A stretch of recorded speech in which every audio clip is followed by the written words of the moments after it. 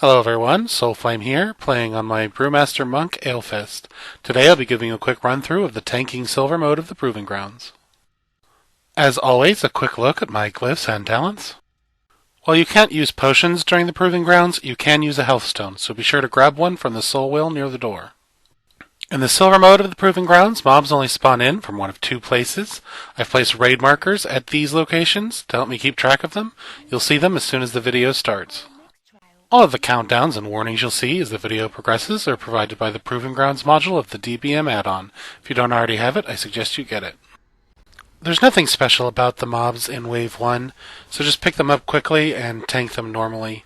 You probably shouldn't need a cooldown, but do make sure that you keep up your buffs from Tiger's Paw and Blackout Kick. One thing that's important to remember, especially in the later rounds, is to be sure that your Black Ox statue is down and that you have line of sight on it so that you can taunt off of it. If you need to move a long distance, don't forget about Tiger's Lust or Roll, either of which will help you move around quickly. You may notice small golden orbs appearing as you fight. Weave from side to side to pick these up because they heal you. The Foragers in Wave 2 have only one special ability. Each of their melee attacks leave a stacking dot on you. A few stacks aren't too much, but they add up quickly. You may need to use a cooldown during this wave. Anything that helps reduce your physical damage taken will be very helpful. I used one charge of the ability Guard. This seemed to absorb the damage nicely. Guard is a great all-purpose defensive cooldown, and you'll be using it fairly frequently. For the purposes of this video, I did not use any racial abilities. However, if you happen to be a dwarf, Stone Form is an excellent cooldown if your stacks get too high. Wave 3 introduces a new mob type, the Flame Caller. It has two special abilities. First, it will channel a spell that puts lava puddles on the floor. Secondly, it chain casts Fireball.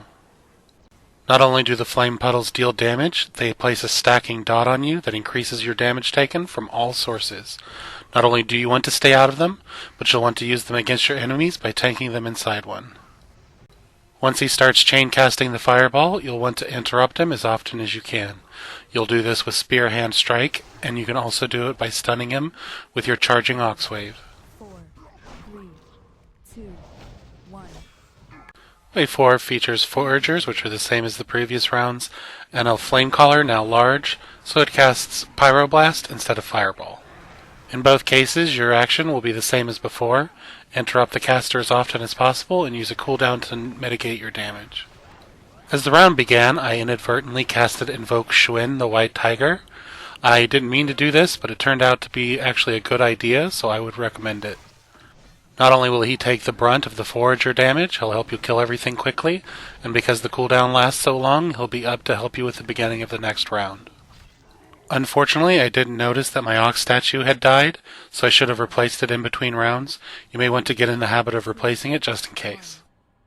Wave 5 throws a new mechanic at you, and that now new adds will spawn in midway through the round. Because of my Tiger, the Flame Caller dies very quickly. As soon as he's dead, I move the Rippers over to stand in a lava pool so that they'll take extra damage. Normally, when the new adds spawn in, they'll be picked up by your Black Ox statue, and you simply taunt off of it to taunt them all to you. The mistake with the statue earlier comes back to haunt me here. I go to taunt everything, but since the statue is dead, there's nothing to pick up and it wastes my cooldown. Once I realize my statue is gone, I quickly summon another, and then again attempt to taunt, although since the statue is too far away from Sakari, it ends up wasting the cooldown again. With any luck, your wave will be smoother than mine, but if it's not, don't panic, it is possible to recover from mistakes. Wave 6 features a new mob type, the Wind Guard. It has a rather annoying special ability.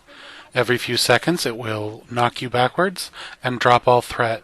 To counteract it, simply be prepared to taunt and hit it with a ranged threat ability. In this round and several others, I use Elusive Brew, which is a very handy cooldown, although it does take some finesse to use. Generally, you'll want at least 6 or so stacks to make the effect last a worthwhile amount of time, but you also don't want your stacks to get too high because they cap out at 15 and any above that will just be wasted. Also of note with Elusive Brew is you should use it when you are about to take dangerous physical attacks, because it works by increasing your dodge chance so it doesn't work against magic.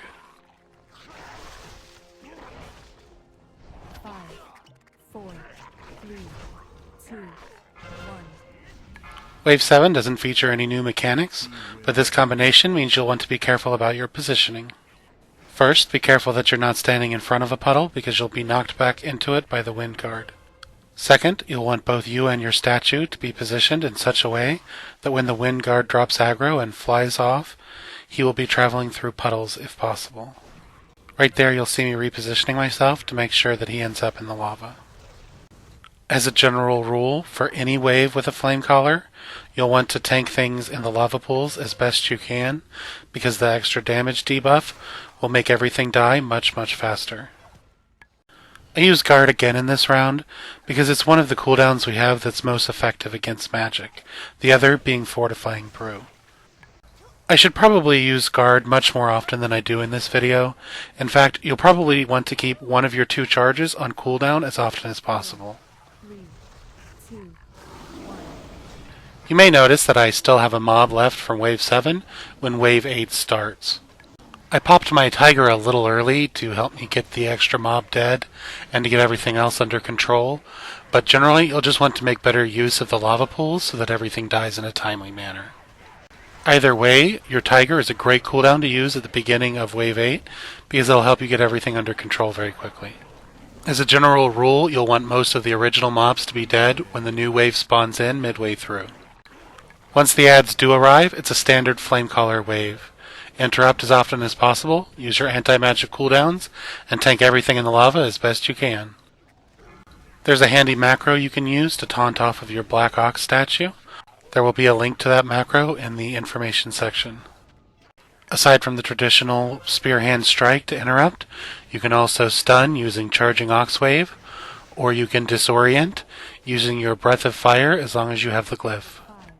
5, One last tip, if you have time in between rounds, you can use your healing abilities on either you or Sakari, although it's not worth trying if there are mobs still up.